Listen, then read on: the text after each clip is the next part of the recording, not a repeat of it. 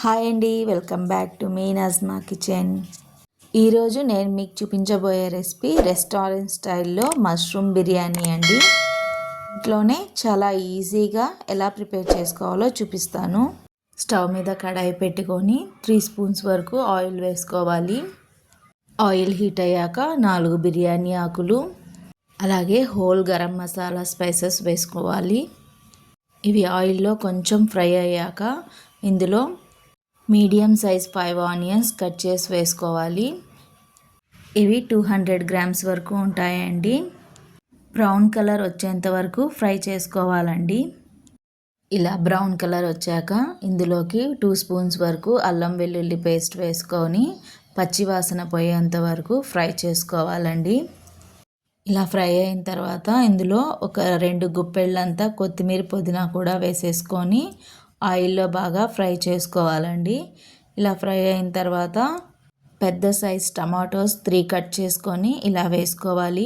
Tomatoes కూడా బాగా సాఫ్ట్గా కుక్ అవ్వాలి. ఇప్పుడు ఇందులోకి ఒక 2-3 పచ్చిమిర్చి స్లైసెస్, 2 స్పూన్స్ వరకు సాల్ట్ వేసుకోవాలి. అలాగే 1.5 స్పూన్ కారం, 2 స్పూన్స్ వరకు ధనియా పౌడర్ వేసుకోవాలి.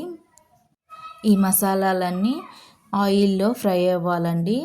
ముందుగానే 500 గ్రామ్స్ కర్డ్లో సాల్ట్, ధనియా పౌడర్, కారం, గరం మసాలా, అలాగే పసుపు కూడా వేసుకొని అంతా ఒకసారి కలుపు పెట్టుకున్నాను.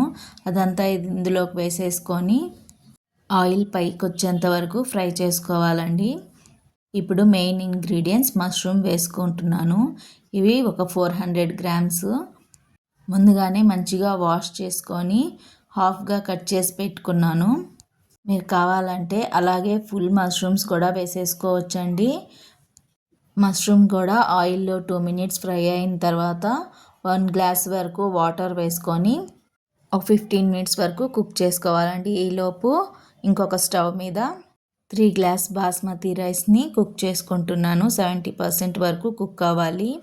అలాగే రైస్లోకి 1 స్పూన్ సాల్ట్, 3 ఇలాచీ, 4 లవంగాలు, 5-6 మిరియాలు, అలాగే 1/2 స్పూన్ వరకు షాజీరా, ఒక పచ్చిమిర్చి స్లైసెస్, 2 బిర్యానీ ఆకులు, కొంచెం కొత్తిమీర పుదీనా వేసుకొని కుక్ చేసుకోవాలండి.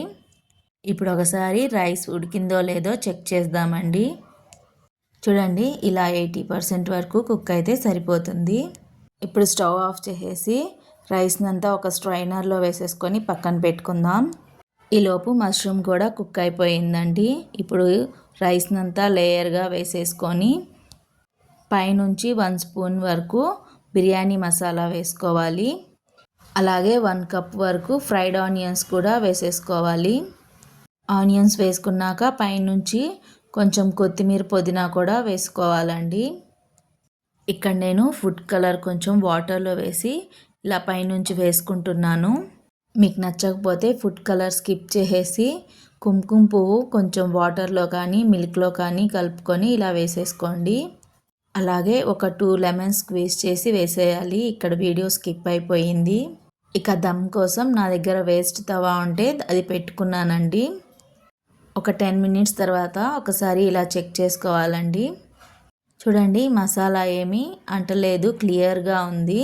ఇప్పుడు స్టవ్ ఆఫ్ చేసేసి అంతా ఒకసారి కలుపుకోవాలండి. కింద నుంచి కొంచెం కొంచెంగా లైట్గా ఇలా కలుపుకోవాలి, లేదంటే రైస్ విరిగిపోయి పలుకులు పలుకులుగా అయిపోతుంది. అంతే అండి, రెస్టారెంట్ స్టైల్లో మష్రూమ్ బిర్యానీ రెడీ అయిపోయింది. మరి ఈ రెసిపీ మీకు నచ్చింది అనుకుంటున్నాను. నచ్చినట్టయితే తప్పకుండా ఒకసారి మీరు కూడా ట్రై చేసి ఎలా వచ్చిందో కామెంట్ చేయండి. అలాగే వీడియోని లైక్ చేసి మీ ఫ్రెండ్స్ అండ్ రిలేటివ్స్కి షేర్ చేయండి. ఇలాంటి మరిన్ని మంచి రెసిపీస్ కోసం మన ఛానల్ని సబ్స్క్రైబ్ చేసుకోండి.